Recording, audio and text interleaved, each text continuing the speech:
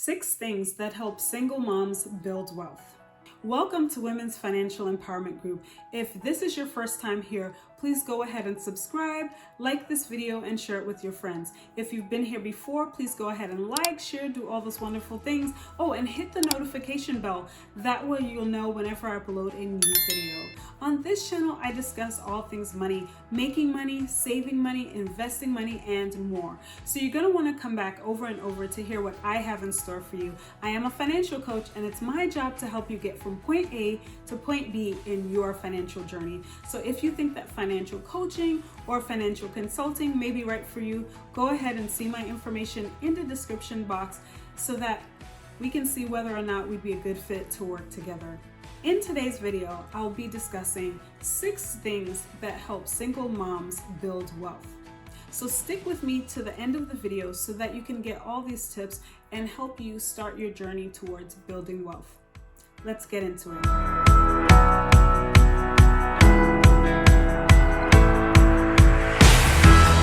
As a single mom, you have to deal with so many things.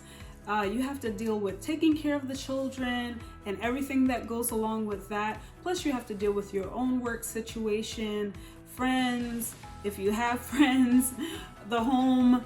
I mean, you name it, you're the one who has to take care of it. So it can be a little bit daunting at times to get a handle on your financial situation, much less to build wealth.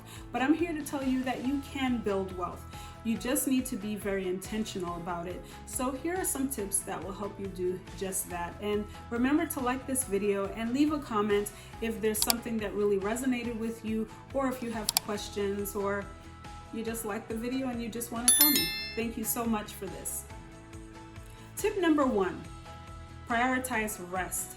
Now that may not be what you expect to hear in this video, but rest is so important. As a single mom, you may be tempted to just keep running and running and running until you run yourself ragged, but that's not the way that you're going to be able to build wealth.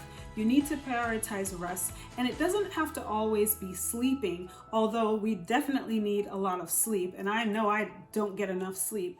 But you can also rest by relaxing, reading a book, not dealing with certain things at certain times that they don't need to be dealt with, maybe leaving the dishes for some time, maybe not cleaning up that mess right away, but taking time to breathe, meditate, relax, all those things, and have fun. Those are all ways that you can prioritize rest.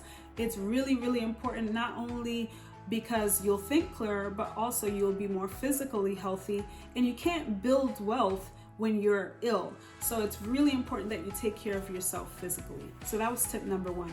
Tip number 2, change your career or negotiate for a higher paying position or just more money in the current position that you're in. You may be wondering how you can change careers. You're busy as a single mom and you're just trying to stay afloat with your bills and make sure that you can do the things that you need to do.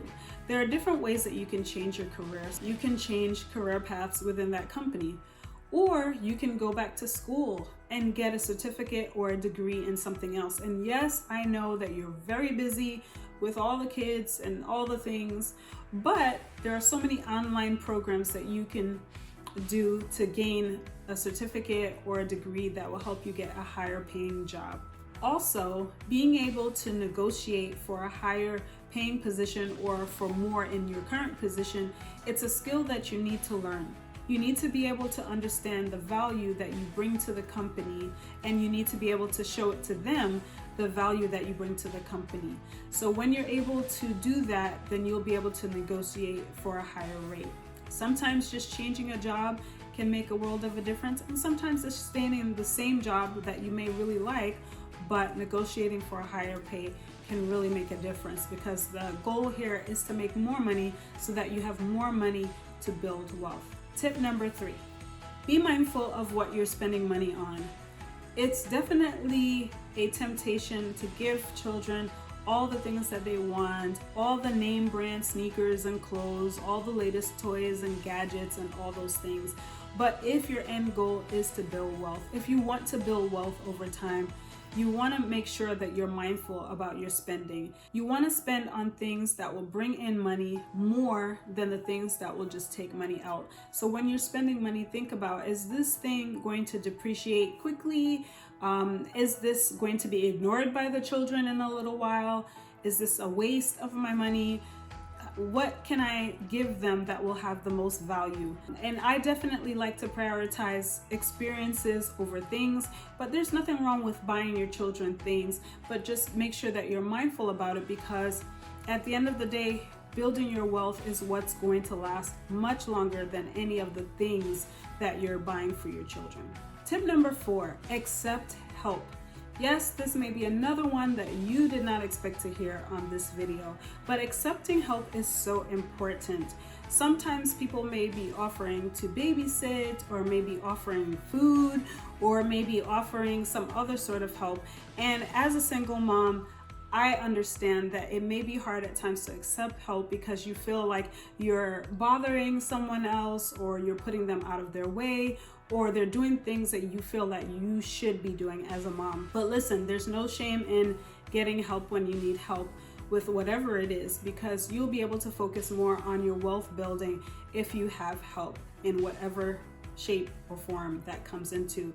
If it's childcare is so expensive. So if someone offers to take care of your children for an hour or two or what have you, then that is a really big win for you, because you'll be able to prioritize building wealth, whether that means getting a side hustle or putting in a little bit extra time at your job so that you'll make more money, or you'll have time to study, or whatever it is, even resting. Like I mentioned in the first point, accepting help is really important. It's going to really help you stay afloat in general as a single mom, and also allow you more wiggle room to build wealth. Tip number 5, make a plan. Whatever you want to achieve in life, it's important to have a plan. So if you want to build wealth, you have to have a wealth plan, and you have to stick to that plan. Even if that means that sometimes you veer off from side to side, that's fine. You know, give yourself some grace and get back on that horse and keep on moving forward. You can do it. But without a plan, it's really, really hard for you to be successful with anything that you want to do. So building wealth is no less important. You definitely want to make sure that you have a plan in place for how you're going to build wealth, and stick to that plan as best as you can. I will cover this a little bit more in future videos, but for now, just keep that in mind, that you must have a wealth plan. And number 6, have an accountability partner. Yeah, as a single mom, you can have an accountability partner. You don't have to go it all alone just because you don't have someone that lives with you, that you share all the day-to-day responsibilities. You can have an accountability in a friend, a therapist, a clergy member. You choose, you decide. But having an accountability partner is vital, because you have someone that can help you when you're low or when you're high. Low meaning you're not doing that well with your financial plan, or high meaning you're experiencing some wins. They can give you high fives and tell you you've done a great job, and give you that motivation and push to go forward. As a matter of fact, that's what I do as a financial coach. That's one of the things that I do, is provide accountability for my clients, because I really believe that it's important. And I've been able to thrive also because of accountability. I mean, that's one of the things that has helped me thrive. So I hope that you found these tips helpful. Please leave a comment and let me know which one resonated with you, which one you're currently doing, which one you're about to do. And if there are some that I didn't mention that you are doing, definitely share it so that my other viewers will see those tips. I didn't cover everything in this video, but I felt like these were ones that I really wanted to cover at this time. So thank you so much for watching this video to the end. Please go ahead and like and share, and remember, change your mind, change your pocketbook.